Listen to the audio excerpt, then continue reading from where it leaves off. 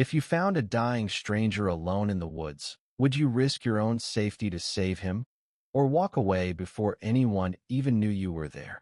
Because that is the kind of decision that doesn't wait, not when breath is fading and time is cutting through seconds like a blade. A homeless girl risking everything to help a man on the brink of death, and a man once untouchable, now helpless in the forest. These two lives collided in a way no one could have predicted. At first, it looks like a simple rescue, but the real twist isn't that she saves him. It's what surviving this moment forces both of them to confront, deep truths neither expected. She wasn't in the forest for adventure or solitude. She was there because nowhere else wanted her. Silence was safer than sidewalks, and trees never asked why she existed. She had learned how to move without sound and how to survive without being seen. The world had already treated her like a shadow, so she became one. But shadows notice things most people overlook, including the moment something feels wrong in the air. She stopped walking, not because she was scared, but because her instincts told her she was no longer alone. At first she thought it might be an animal, wounded or territorial. But the stillness was too human, a kind of silence heavy with suffering. She followed it, reluctantly, like someone walking toward a cliff they're not sure they're allowed to look over. And then she saw him, crumpled near a ridge of fallen branches, one hand half buried in dirt, body motionless except for a thread-thin breath fighting not to quit. He didn't look like a hiker, or a wanderer, or someone accustomed to sleeping outdoors. There was something expensive about his stillness, something painfully out of place here. And in that first second, she wasn't thinking about who he was, just whether he had minutes or less. She should have walked away. Every rule she'd learned on the streets said never get involved. But there was something in the scene that struck deeper than logic. A man who once belonged to another world completely, now inches from dying in one that didn't recognize him at all. Yet she hesitated, caught between fear and some old, buried instinct to care. Because here's the part she didn't know yet. He wasn't just dying from injury. He was running out of time for a reason she hadn't discovered. And the next breath she chooses to take might decide if he gets another. She didn't kneel beside him immediately. She stood there first, frozen between instinct and history. People assume homelessness comes from irresponsibility, but hers came from the opposite. She had spent her whole life doing the responsible thing for people who never did it back. She knew what it felt like to be invisible while hurting. She knew what it felt like to need help nobody thought you deserved. But knowing pain doesn't always make you brave enough to walk toward more of it. Sometimes it makes you terrified of becoming entangled in someone else's collapse. She scanned the forest, checking if someone else might appear, a family member, a hiker, anyone. No one. This wasn't a moment she had stumbled into accidentally. This was a moment that had chosen her. And that was the part that unsettled her the most. Because before the forest, there had been people, co-workers, neighbors, familiar sidewalks, a life that hadn't evaporated in one single tragedy, but slowly crumbled in layers. One layoff, one medical bill she couldn't outrun, one person she trusted walking away when she needed them the most. And then, eventually, she stopped knocking on doors not because she gave up, but because she learned none of them had ever truly been open. It changes you when help becomes something you only see given to others. So when she looked at this man lying half buried in pine needles, something old rose in her chest. Not sympathy memory. The memory of needing rescue, of realizing no one was coming, of understanding there is a kind of loneliness deeper than hunger or cold, the loneliness of being unwitnessed. She stepped closer, slowly, like someone approaching a fragile truth. He was breathing, but barely. His lips were cracked, his skin cold with the kind of pallor that doesn't come from weather, but from a body losing its fight. She didn't know who he was, but she recognized something in him. The unmistakable look of someone whose story wasn't finished and might end anyway. That's when the fear shifted, not fear of him, but fear of what walking away would turn her into. Because surviving loneliness is one thing. Becoming numb to someone else's life unraveling right in front of you. That is a different kind of death. She knelt. He wasn't just lying there because of bad luck. Every shallow breath hinted at exhaustion that could end life in minutes if no one intervened. And she realized, almost immediately, that this wasn't a case of wandering for an afternoon. He had been lost for days, wandering the forest with nothing but fading strength and dwindling hope. She could see it in the way his limbs barely moved, the way his chest rose and fell like a fragile promise. A hiker lost, alone, vulnerable, yet everything about him whispered this was no ordinary person. And for a split second, she wondered, how had someone so privileged ended up here, in the middle of nowhere, at the mercy of time and nature? Her instincts propelled her closer, each step careful, deliberate. He didn't respond, even when she called his name softly. His eyes, when they fluttered open, were clouded, unfocused, a mix of pain, confusion, and something she couldn't name. He tried to speak, but no words formed, his throat dry, his body screaming exhaustion. A small panic rose in her chest. In the streets, she had seen strangers collapse, but this felt different, like witnessing the fragility of someone who had never truly known fragility before. She crouched beside him, her hand hovering near his arm.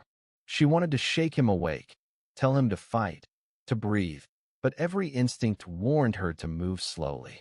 One wrong action could push him over the edge. And yet, the longer she waited, the clearer it became. She couldn't leave him like this. Not after seeing the subtle bruises, the faint scratches along his forearms, the dirt clinging to his clothes as if he had stumbled and tried to crawl to safety. The forest wasn't just a backdrop. It was a trap for the unprepared, and he had no map, no supplies, no guide, just his body, failing him, and seconds slipping away. She muttered his name again, louder this time, her voice trembling but firm. And it worked. His eyes opened wider, blinking against the sunlight filtering through the trees, and for the first time, recognition flickered. Not recognition of her, but of survival itself. He tried to sit, but his legs gave way. She caught him, supporting more than just his weight. She was catching the remnants of a man teetering on the edge of life. And a thought struck her. If she hadn't come along, no one else might have. The forest was silent except for the rustle of leaves, and somewhere in the distance, a branch snapped. Was it the wind? An animal? She didn't know. What she did know was that time was still racing against him. And as she pressed a sleeve to his forehead, trying to soothe the heat of fever creeping over his skin, she realized she had no idea how to save him, only that she couldn't let him fade into these trees alone. Every second felt like a choice. Act and risk failing, or do nothing and watch life slip away. Who survives a moment like this? And who has the courage to decide? Every second counted now. The forest, silent and indifferent, seemed to mock her hesitation. She couldn't let him remain collapsed on the damp earth, alone, while the sun edged higher and the heat, or the cold of shadows, sapped the last of his strength. His shallow breaths were irregular, each one a reminder that he had already been pushed to the brink. And the question burned in her mind. How does someone survive when no one is watching? She moved closer, her hands instinctively checking him over. Dirt caked under his fingernails, his clothing torn at the elbows and knees, small cuts on his face and arms. Nothing looked life-threatening at first glance, yet his weakness, his inability to steady himself, made everything dangerous. A small thrill of fear ran through her. If she misjudged this, he could die before she knew what to do. The forest had a cruel way of hiding secrets, and she had already glimpsed just enough to know it wouldn't forgive mistakes. "Hey, hey," she whispered, shaking him gently by the shoulder. He flinched, eyes fluttering, and for the briefest moment, she saw recognition, not of her, but of existence itself. His gaze lingered, vacant yet searching, and she realized he wasn't just lost physically. He had drifted from the world entirely. And then a faint groan escaped him. His first sound, a fragile thread tying him back to life. Relief shot through her, tempered by fear. There was no time to celebrate. Every motion, every hesitation mattered. She helped him sit upright, supporting his back against a nearby tree.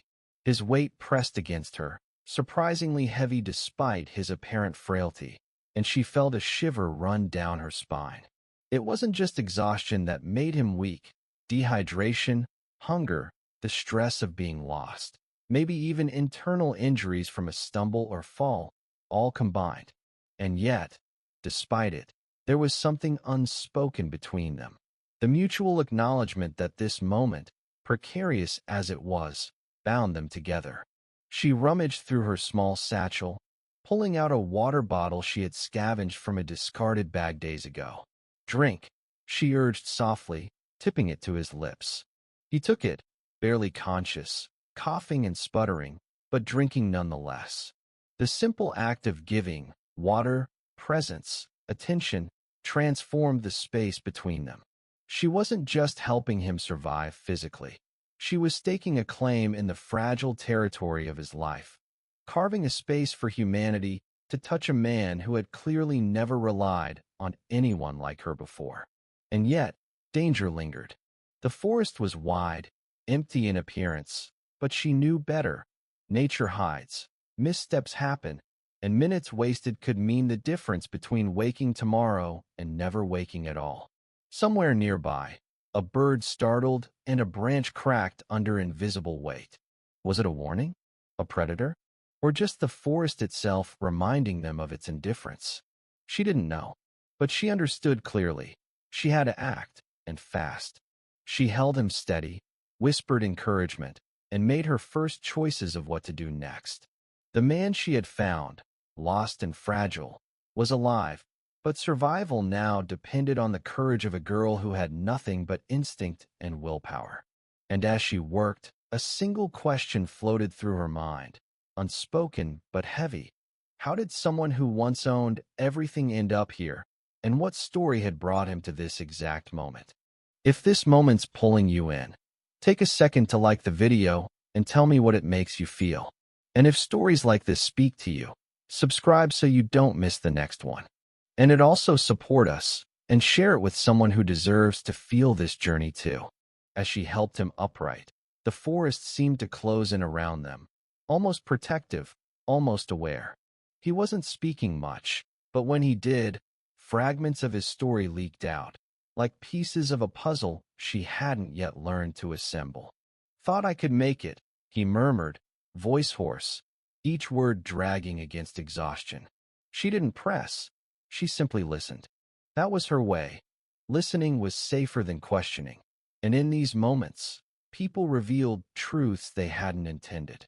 She noticed his hands, trembling as he held the water bottle. Hands that looked practiced, refined, careful. Not the hands of someone used to rough survival, but hands that had probably been in boardrooms, signing papers that could move mountains. The realization hit her subtly. This man was far from ordinary, yet the forest didn't care. Nature treated everybody the same, regardless of wealth, status, or history. And in that humbling thought, she understood part of why he had ended up here. Exhaustion wasn't only physical. It was a culmination of choices, of a life perhaps too heavy, too fast, too unmoored. Her own past lingered at the edges of her mind, but she didn't speak it aloud. She had learned that shared silence sometimes told more than words. Instead, she focused on the small tasks, tilting his head, supporting his back, offering sips of water, brushing debris from his hair. And with each action, she felt something shift, a fragile trust forming between two lost souls, one who had been abandoned by fortune and one abandoned by the world itself. He let out a faint laugh, weak but genuine, when she adjusted his position. "You shouldn't be here," he whispered, as if incredulous that anyone like her would risk themselves for him. She shrugged, half smiling, because the truth was simpler than explanation. Someone had to notice, someone had to care, and today that someone was her. Yet the forest reminded her subtlety of danger. A snapped twig echoed nearby, faint but deliberate, or so it seemed.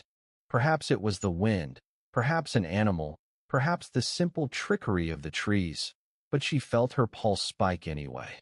The man shivered, exhaustion making him unaware of the potential threats, and she knew she couldn't allow herself to be caught unprepared.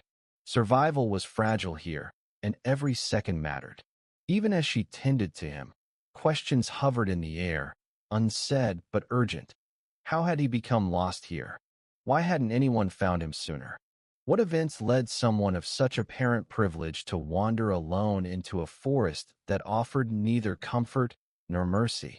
Each unanswered question pulled her attention as tightly as her fear, the mystery coiling around them like mist. And still, amidst the uncertainty, a bond formed, quiet, delicate, and human.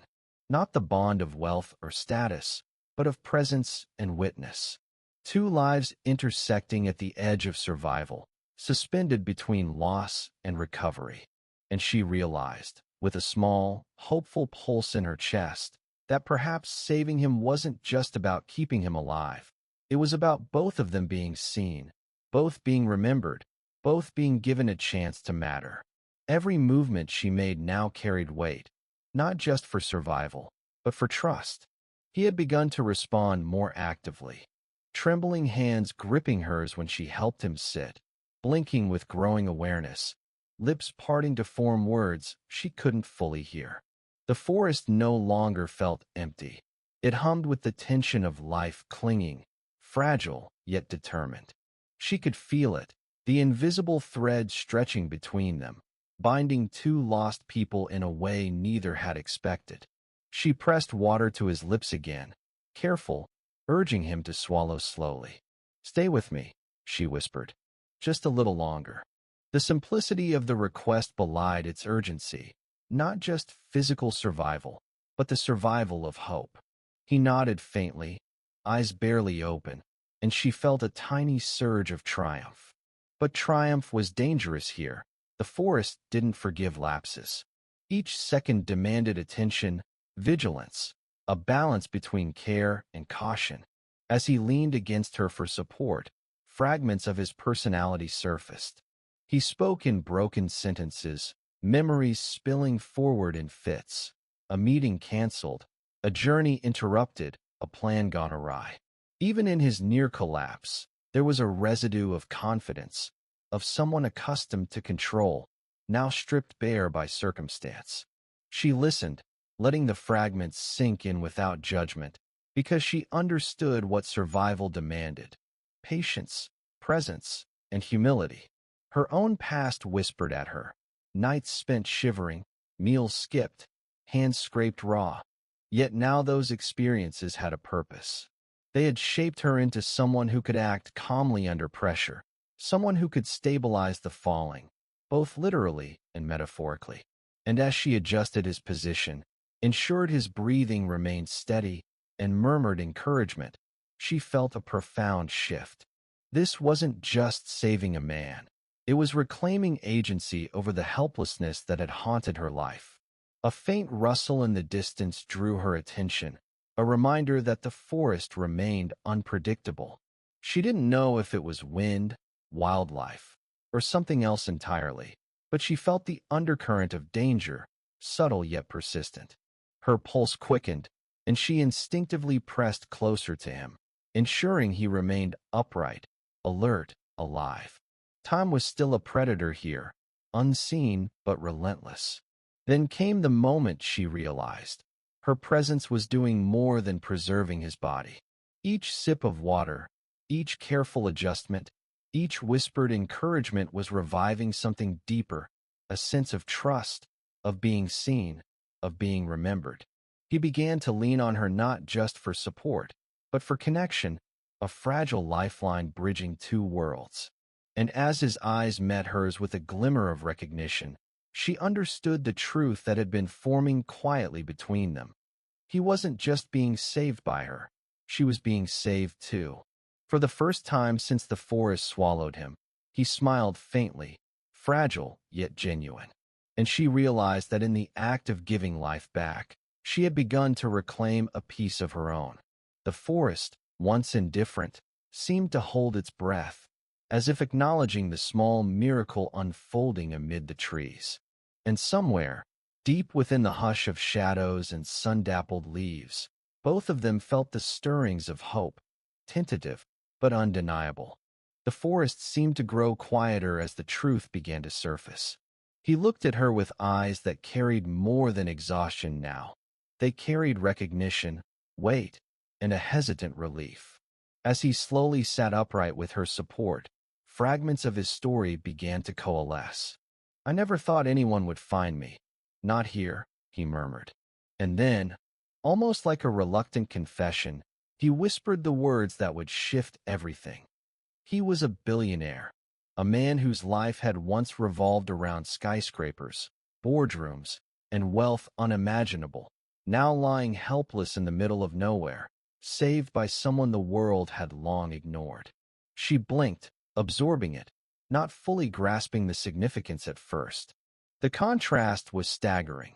The man who once held fortunes beyond imagination, whose name could move markets, had been reduced to a body trembling on dirt, dependent entirely on her. And yet, there was no arrogance, no demand for special treatment, only vulnerability, raw and human. The forest didn't care who he was. Nature only recognized survival. And that realization struck her profoundly. In this moment, the wealth he had amassed was irrelevant. All that mattered was presence, care, and action. He tried to explain how he had ended up here, his voice shaky but earnest. A misstep during a hiking trip, exhaustion that had compounded into near collapse, no immediate help available, and a trail that had seemed familiar but betrayed him at the worst possible time. Each word reinforced the fragility of life, even for those who appear untouchable, untethered by ordinary struggles. And as he spoke, she listened, seeing not a billionaire, but a human being stripped of pretense, humbled by circumstance, and strangely alive because of her intervention. The emotional weight between them shifted again. She realized the truth she had been sensing all along. She hadn't just saved a man. She had restored a chance at life to someone who had never known to rely on others, who had forgotten what it felt like to be seen without judgment. And in return, she felt something awakening in herself, a sense of purpose, of significance, of connection that had been missing for too long. The act of saving him had become a bridge between two worlds, disparate yet intertwined. A faint smile appeared on his lips, fragile but genuine, and she knew he was no longer just a man clinging to survival. He was beginning to live again.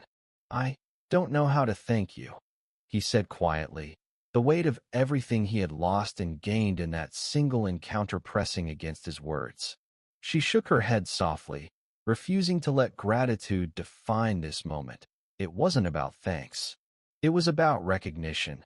Two lives intersecting, two souls understanding the unspoken truth. The richest people are not those with gold, but those who find someone willing to see them, even at their lowest. And as the forest whispered around them, the sun filtering through the leaves, a quiet, profound revelation settled between them. Life, in its most unexpected and humbling forms, can be saved by those the world often overlooks. The billionaire had been rescued physically, yes, but emotionally, spiritually, and in ways neither of them could have anticipated. And she, too, had been saved by the fragile miracle of connection, by the simple, unstoppable act of being present when it mattered most. As they stepped into the sunlight cutting through the trees, neither knew what tomorrow would bring. The forest, once silent and indifferent, now seemed to hold its breath, watching these two lives that had collided by chance and courage. A distant bird cried, and leaves rustled gently in the wind, marking the rhythm of their tentative steps. He leaned slightly on her, still weak, still relearning how to move, while she adjusted his posture, steadying him against the uneven ground. She looked at him, a faint smile tugging at her lips. Would the world ever understand the miracle that had happened here? Probably not. And perhaps it didn't matter. What mattered was this quiet proof that presence and care could tip the scales of life itself. She realized, with a small pulse of pride, that her courage, her attention, and her willingness to act had created something far greater than survival. He glanced back at her, his expression a mix of gratitude, relief, and awe. He didn't speak of wealth or privilege. Those things had become meaningless here, in the shadow of something larger, human connection. And she understood immediately. Even the richest lives could be fragile, even the strongest could falter, and sometimes it was the unseen, the overlooked, the forgotten who held the power to save them. The forest itself seemed to acknowledge the moment, sunlight glinting through branches, shadows shifting as if to make way for the new reality unfolding.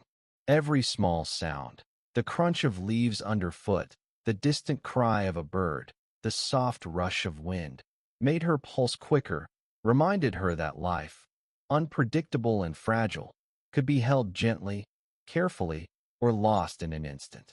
And yet, amid all that, a thought lingered, unspoken but heavy. How many other lives, unnoticed and hidden, were waiting for someone brave enough to step in? The question hovered between them, a micro cliffhanger that left both possibility and responsibility suspended in the air.